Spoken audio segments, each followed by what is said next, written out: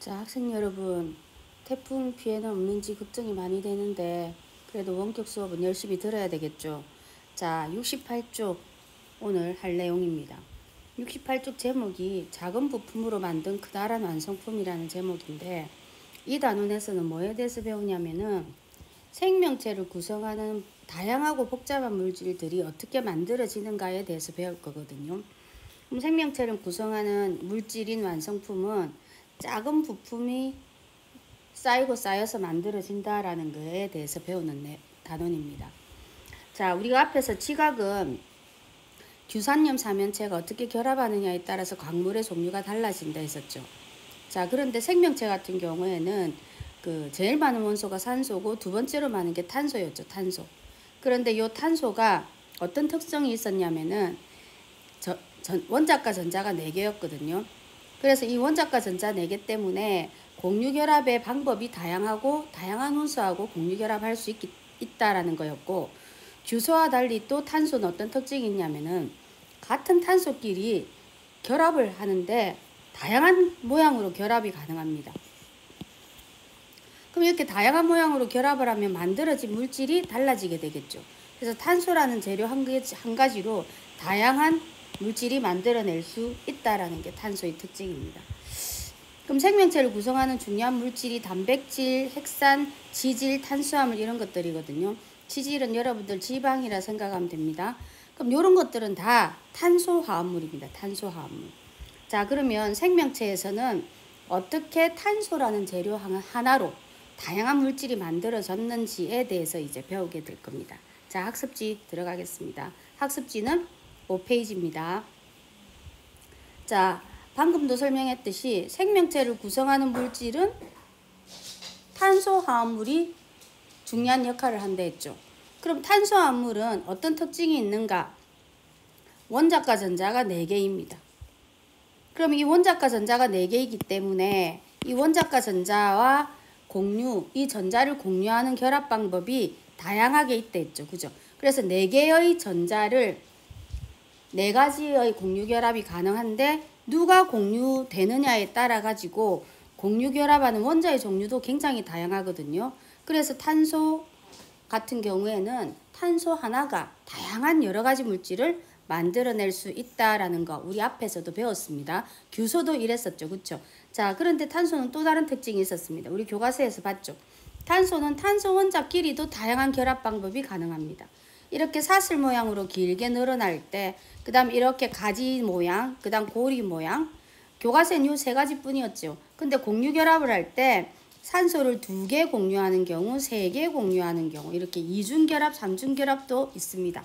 그럼 이렇게 탄소끼리 어떻게 결합하느냐에 따라서 또 다양한 물질이 만들어지게 됩니다.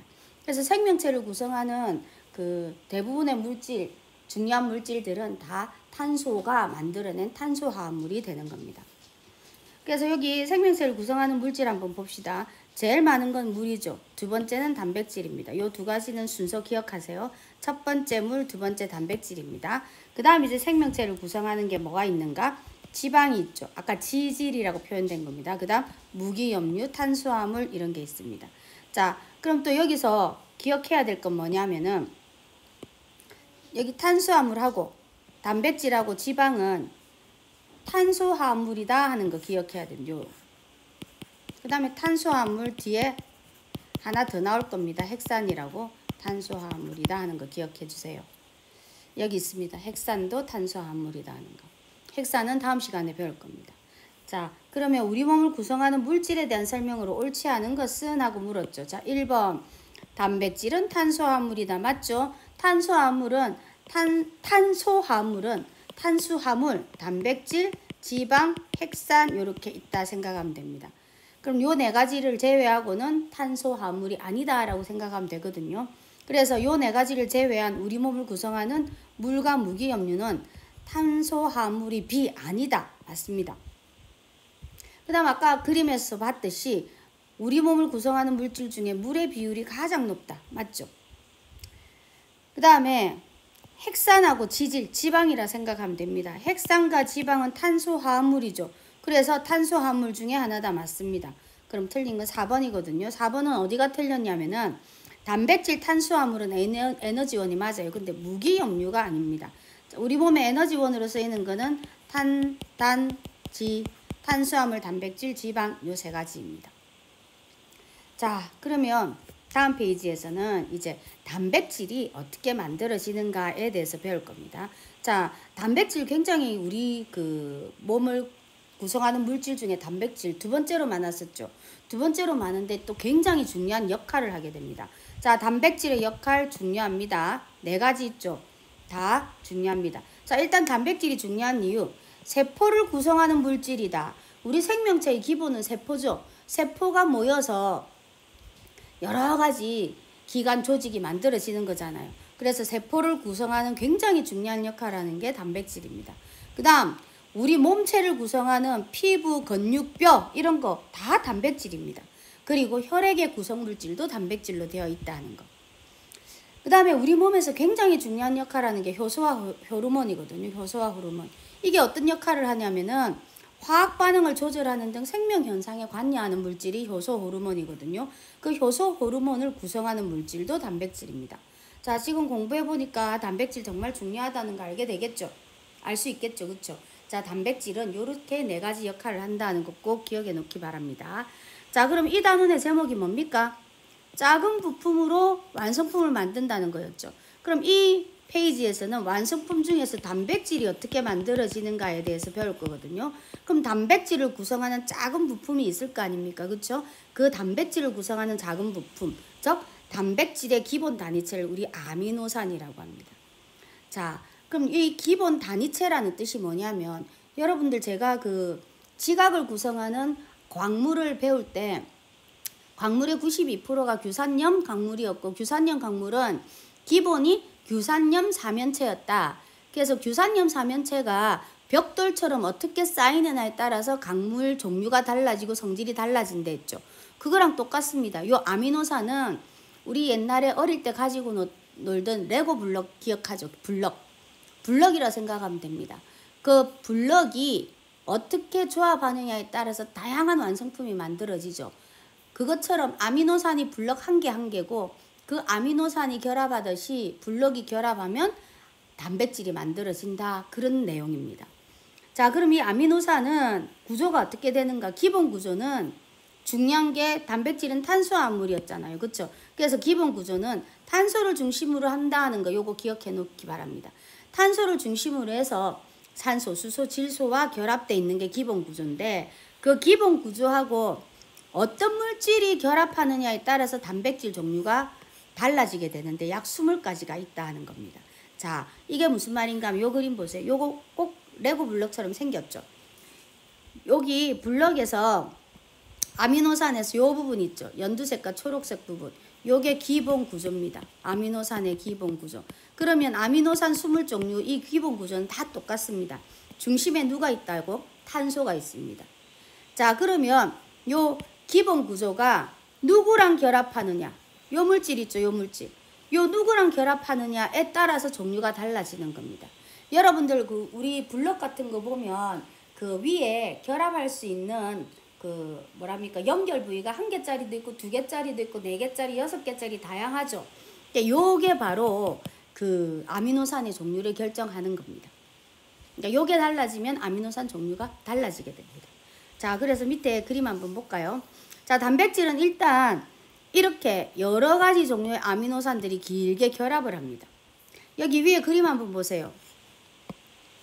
요 위에 그림 보면 요 부분이 다 모양이 다르죠. 모양이 다르면 이 아미노산과 이 아미노산과 이 아미노산의 종류가 다른 겁니다. 그럼 각기 다른 아미노산이 이렇게 어떤 순서로 길게 결합을 합니다. 그럼 요 순서가 달라지면 만들어진 단백질도 달라지게 됩니다.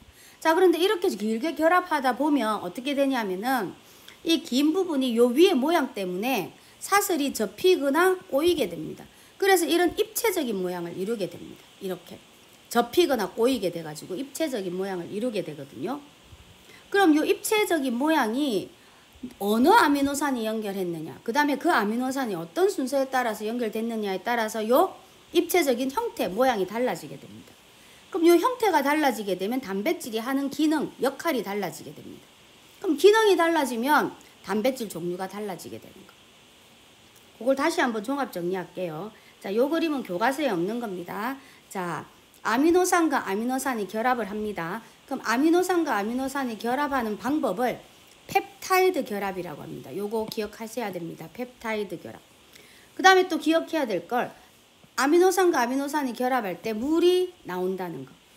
그러면 아미노산이 펩타이드 결합하면서 물이 나오죠. 그럼 요 옆에 그림 한번 보세요. 요 옆에 그림. 그럼 요 아미노산이 펩타이드 결합했습니다. 그럼 얘랑도 또 펩타이드 결합. 그래서 펩타이드 결합을 계속해서 길게 아미노산이 연결됐죠. 그럼 펩타이드 결합이 여러 개 연결돼서 긴 사슬이 만들어졌죠. 요 긴 사슬을 뭐라고 하냐면은 폴리펩타이드랍니다. 폴리가 많다라는 뜻이거든요. 그럼 이렇게 결합을 하면 길게 사슬 모양으로 그대로 있는 게 아니라 아까 기본 구조 위에 얹혀 있는 그 놈이 어떤 모양이냐에 따라 가지고 이게 접히고 꺾이고 한다 했죠. 이렇게 입체적인 모양이 만들어진다고 했죠. 그럼 요 입체적인 모양 만들어진 거, 또 다른 입체적인 모양이 만들어진 거, 또 다른 입체적인 모양이 만들어진 것끼리 뭉치게 되죠. 그러면 얘가 바로 어떤 단백질, 이때는 혈액에 있는 헤모글로빈이라는 단백질이 되는 겁니다. 자, 그럼 여기 이 단원의 핵심은 뭐냐면 아미노산이라는 작은 부품이 단백질을 만든다. 그럼 아미노산이 종류가 20가지가 있는데 종류는 왜 나눠지는가? 요 위에 있는 요 놈 때문에 달라진다. 그래서 아미노산이 길게 결합해서 폴리펩타이드를 만들게 되면 이 폴리펩타이드는 위에 있는 요런 모양들 때문에 꼬이거나 꺾이게 된댔죠. 접히고. 그래서 단백질이 이런 입체적인 모양을 가지게 된다 했습니다. 이런 입체적인 모양.